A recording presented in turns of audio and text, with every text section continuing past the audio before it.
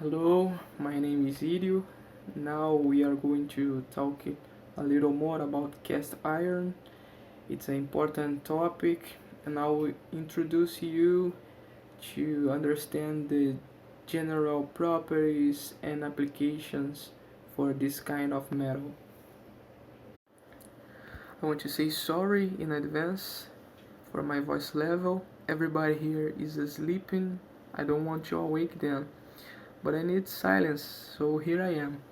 Besides that, I'm using my cell phone to record it because my computer just didn't work. Well, here we go. First of all, we are going to talk about the general properties of the cast iron, starting by its composition. It is a ferrous alloy with carbon level above 2.14%. As we know, it is a ternary alloy, so this third element is silicon. It also has another alloy element most of times, and its region is shown on this iron carbon phase diagram. Still in its general properties, most of times carbon will be encountered in this kind of metal as graphite, but it can be also encountered as cementite, which is a metal-stable compound. It means that in some conditions, cementite can turn on alpha and graphite. The conditions for that is, first, silicon above 1%. So when silicon is above 1%, it's common that cementite turns on alpha and graphite. Another reason for that is lower cooling rates during the solidification. About the microstructure and mechanical behavior, it depends on the composition of the cast iron. Well, cast iron, it's not just one kind of metal, but it's a classification that includes many kinds of materials, and them have some common characteristics, and that's what we are going to see now.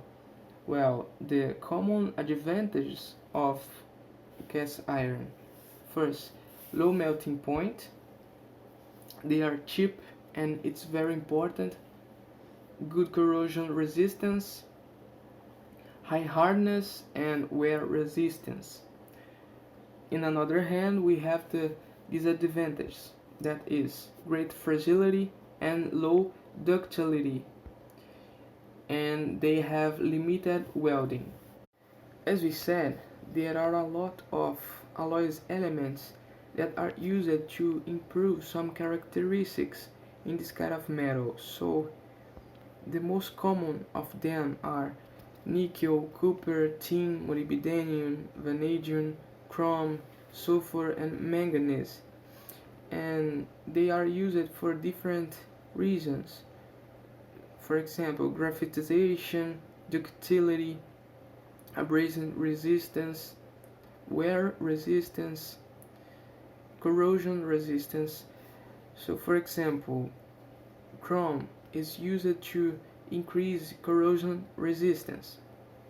Nickel and copper are used to improve graphitization, for example, and molybdenum for increased hardness. Veremos agora os diferentes tipos de ferro fundido. A grande diferença entre eles se dá, em sua maioria, por conta de dois motivos. O primeiro é a composição química e o segundo é o tempo de resfriamento. Os tipos de ferro fundido principais são o cinzento, o branco, o dúctil nodular e o maleável. E as estruturas deles ampliadas estão sendo mostradas na tela. A gente vai especificar cada uma desses tipos, além do vermicular e do austemperado. É importante salientar também que tanto o cinzento quanto o dúctil nodular e o maleável, eles podem estar numa matriz ferrítica ou perlítica. Começando pelo ferro fundido cinzento,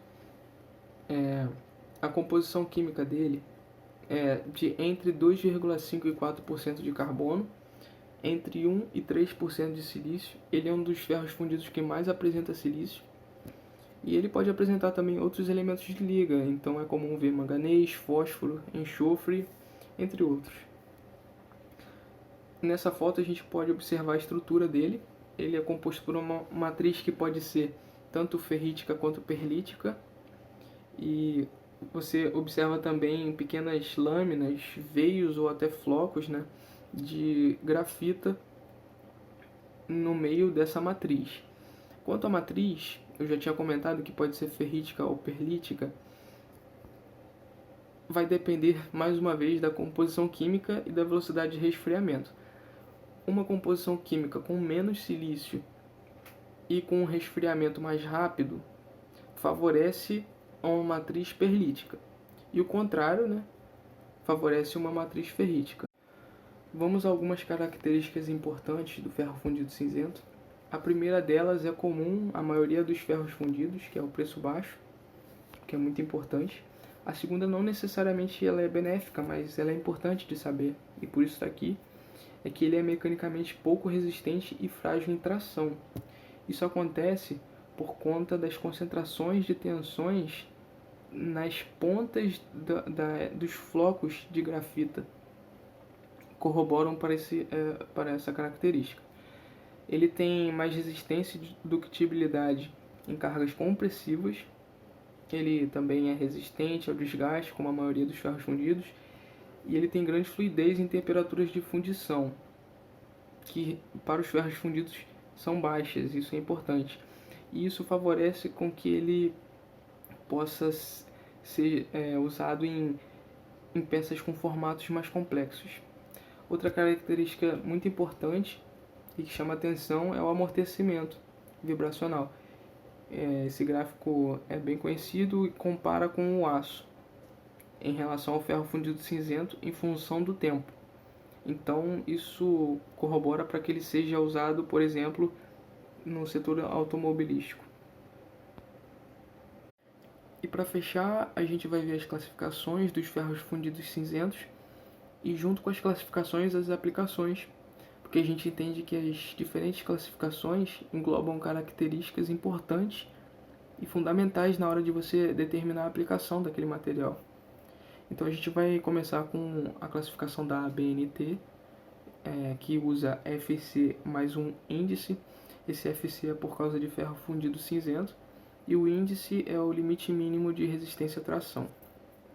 Começando pelo FC10 e o FC15, eles têm excelente fundibilidade e usinabilidade, por isso são usados em bases de máquinas, carcaças metálicas, por exemplo. Já no FC20 e o FC25, você também tem uma boa fundibilidade e usinabilidade, mas você já começa a ter uma melhor resistência mecânica e por isso eles são usados em barramentos, cabeçotes, por exemplo. Já no FC30, FC35, você já começa a ter uma maior dureza. Isso ajuda para que eles sejam usados em engrenagens, virabrequins. E no FC40, você já tem uma ainda maior resistência mecânica, o que vai corroborar para que eles sejam usados em peças de espessuras médias e grossas. Além dessa classificação, também tem a classificação da ASTM, que usa os limites de resistência à tração e é importante saber que é em libra por polegada. Assim a gente fecha essa parte de ferro fundido cinzento.